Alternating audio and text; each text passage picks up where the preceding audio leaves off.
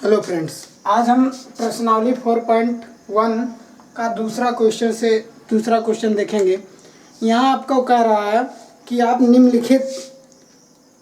निम्न स्थितियों को द्विघात समीकरण के रूप में निरूपित कीजिए। देखिए, यहाँ आपका एक समीकरण मतलब कुछ बातें दी गई हैं, उसको फॉलो करते हुए आपको क्या समीकरण बनाना है, द्विघात समीकरण। तो आप करेंगे क्या, पहले देखेंगे, आपको क्वेश्चन पढ़ेंगे, फिर हिंदी जो लिखी होगी उसी के अकॉर्डिंग चलेंगे, आपका क्वेश्चन लग जाएगा। देखिए कैसे, एक आयताकार भूखंड का क्षेत्रफल 528 मीटर स्क्वायर है।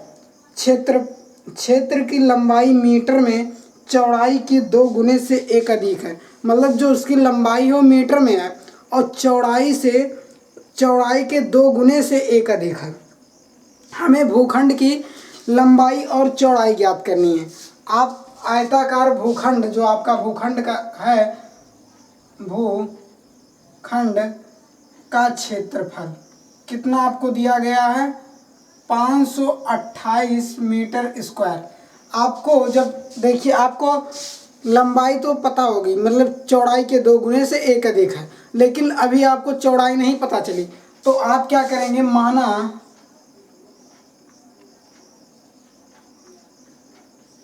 चौड़ाई x है, माना चौड़ाई x मीटर है, तब लंबाई जो आपकी होगी वो चौड़ाई के कितने 2 गुने से 1 क्या होगी, अधिक होगी। ठीक, चौड़ाई के 2 गुने से 1 अधिक होगी।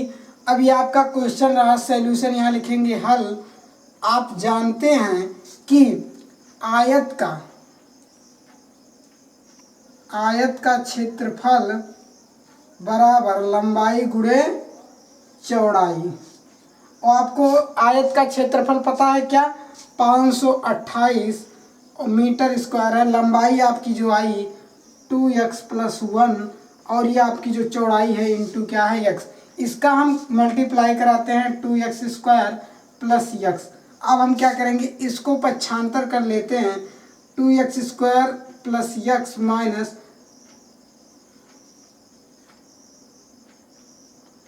528 = 0। मतलब जो आपका ये द्विघात समीकरण आया वो कितना आया, 2x² + x माइनस 528 = 0।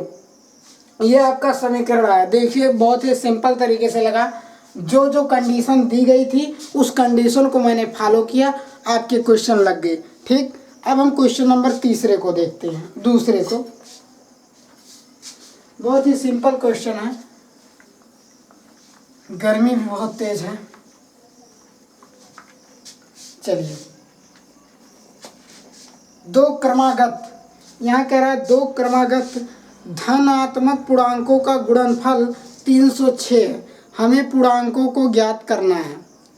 क्रमागत पूर्णांकों का गुणनफल 306 है, मतलब ठीक, हमें पूर्णांक ज्ञात करना है। तो हमें पूर्णांकों का माना पूर्णांक x है, और इनके क्रमागत पूर्णांकों का x × x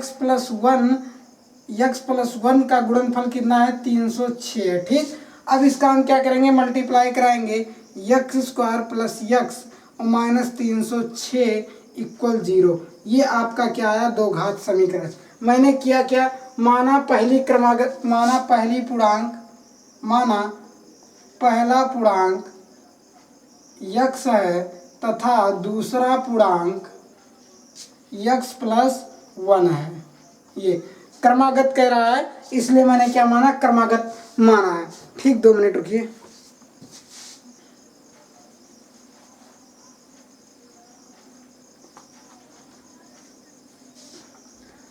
ठीक, तो ये आपका क्वेश्चन हो गया। अब हम क्या करेंगे, क्वेश्चन नंबर तीसरे को देखते हैं। इसमें कुछ करना नहीं, आपको पहली पूर्णांक पता है, x माना। दूसरा क्या कह रहा है, क्रमागत कह रहा है। यदि वो कहता समक्रमागत संख्याएं, ध्यान रखिएगा, अगर ये कहता समक्रमागत संख्याएं, तब आप क्या लिखते, x फिर आपका दूसरा x प्लस 2 बनता। ठीक, अगर विषम कहता तब आपका x प्लस 1, लेकिन एक क्रमागत कह रहा है इसलिए हम एक एक ऐड कर देंगे। ठीक, ये आपको समझ में आया होगा। चलिए क्वेश्चन नंबर तीसरा देखते हैं। ये कह रहा है रोहन की माँ उससे 26 वर्ष बड़ी है। किससे? रोहन से। उसकी आयु का गुणनफल अब से 3 वर्ष पश्चात 360 हो जाएगी। हमें रोहन की वर्तमान आयु ज्ञात करनी है। आयु तो ज्ञात करनी है, लेकिन आपको सिर्फ क्या कह रहा है, समीकरण द्विघात समीकरण के रूप में निरूपित कीजिए। देखिए कह रहा है रोहन की माँ उससे 26 वर्ष बड़ी है। किससे बड़ी है? रोहन से। तो जब रोहन से 26 वर्ष बड़ी है तो हमें पता है, माना रोहन की आयु x वर्ष है, तब उसकी माँ की आयु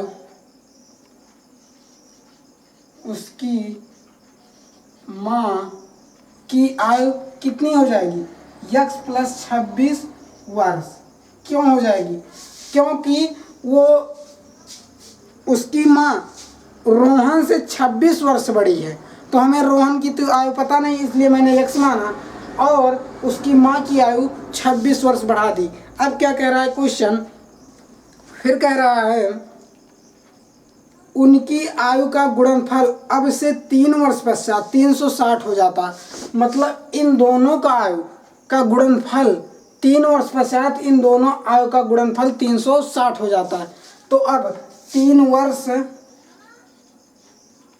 पश्चात रोहन की आयु x प्लस 3 और 3 वर्ष पश्चात ही उसकी माँ की आयु कितनी हो जाएगी? x प्लस मतलब x प्लस 26 प्लस 3, ये आपकी उसकी माँ की आयु हुई 3 वर्ष पश्चात। अगर 3 वर्ष पूर्व कहता तो दोनों में क्या करते? घटा देते। अब कह रहा है इन दोनों का गुणनफल 360 हो जाता है। मतलब x प्लस 3 और x plus 26, x plus 26 plus 3 बराबर 360 हो जाता है। ठीक, अब हम इसे क्या करेंगे? सॉल्व करेंगे। x प्लस 3 और ये क्या है? x प्लस 29 बराबर 360। इसका हम क्या करेंगे? मल्टीप्लाई कराएंगे। x square plus 20x plus 3x plus 9 त्रिक 27, 9 3 दूनी 6, 6 2 8 बराबर 360। ठीक, 9 त्रिक 27 और 3 दूनी 6 2 8। अब देखेंगे इसे हम जोड़ेंगे, x स्क्वायर प्लस ये कितना होगा? 32x प्लस 87 माइनस 360 बराबर 0। ठीक, ये आपको क्वेश्चन है, आपको समझ में आया होगा मैंने इसे कैसे किया। ठीक, अब हम क्या करेंगे? इसे लिखते हैं x स्क्वायर प्लस 32x। अब इसे हम घटा लेते हैं। ठीक, 3 और 7 और ये 2, मतलब माइनस 273 जी बराबर 0। क्योंकि दो घात समीकरण की बात हो रही है इसलिए वो 0 के बराबर होगा। मतलब हमारा दो घात समीकरण कितना आया? x square plus 32x minus 273, ये हमारा द्विघात समीकरण आया। आपको समझ में आया होगा कैसे लगाना है। यदि आपको कहीं दिक्कत हो रही है तो आप पुनः इसे देख लीजिएगा, वीडियो अच्छे से आपको समझ में आ जाएगा। ठीक, स्पीड में ज़्यादा नहीं चल रहा हूँ इसीलिए। अब हम क्वेश्चन नंबर 4 को देखते हैं। गर्मी इतनी तेज हो रही है कि चलिए ठीक है, समझ में आया होगा आपको। दूसरे के क्वेश्चन नंबर 4 को हम देखते हैं। इसमें कह रहा है, क्या कह रहा है देखिए, एक रेलगाड़ी 480 की दूरी समान चाल में तय करती है। यदि इसकी चाल 8 किलोमीटर प्रति आवर कम होती तो वह उसी दूरी को तय करने में 3 घंटे अधिक लेती। हमें रेलगाड़ी की चाल ज्ञात करनी है। ठीक, तो हमें रेलगाड़ी की चाल पता नहीं है, तो माना रेल गाड़ी की चाल बराबर चाल यक्स किलोमीटर प्रति आवर है। ठीक, अब हम क्या करेंगे, कह रहा है 480 किलोमीटर दूरी तय करती है उस समान, तो हम क्या निकालेंगे, रेलगाड़ी द्वारा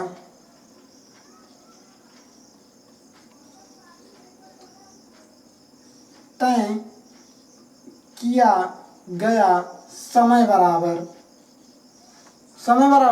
दूरी बटे चाल।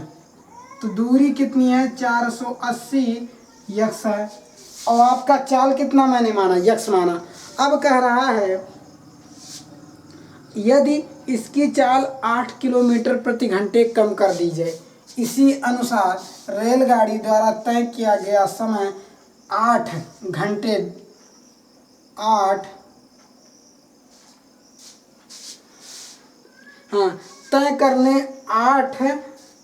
किलोमीटर तय करने में लगा समय। तो रेलगाड़ी द्वारा, तो ये क्या हो जाएगा, आपका समय जो होगा ये कितना, ये 480 यक्स माइनस 8 हो जाएगा। कितना हो जाएगा, यक्स माइनस 8। क्यों, क्योंकि ये आपकी समय जो लग रहा है ये 8 किलोमीटर तय करने में, अगर उसका चाल क्या हो 8 किलोमीटर कम कर दिया जाए तो यह आपकी चाल कितनी हो जाएगी, समय कितना लगेगा, इतना। अब ये कह रहा है वह उसी दूरी को तय करने में 3 घंटे अधिक लेती है। मतलब इसी दूरी को तय करने में कितने घंटे, 3 घंटे अधिक लेती है।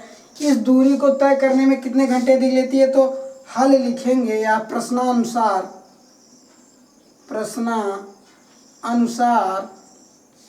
480 यक्स बराबर इसी दूरी को तय करने में कितना समय लेती है, 3 घंटे अधिक समय लेती है। अब इसे हम क्या करेंगे, सॉल्व करेंगे। इसे इधर पक्षांतर कर लीजिए।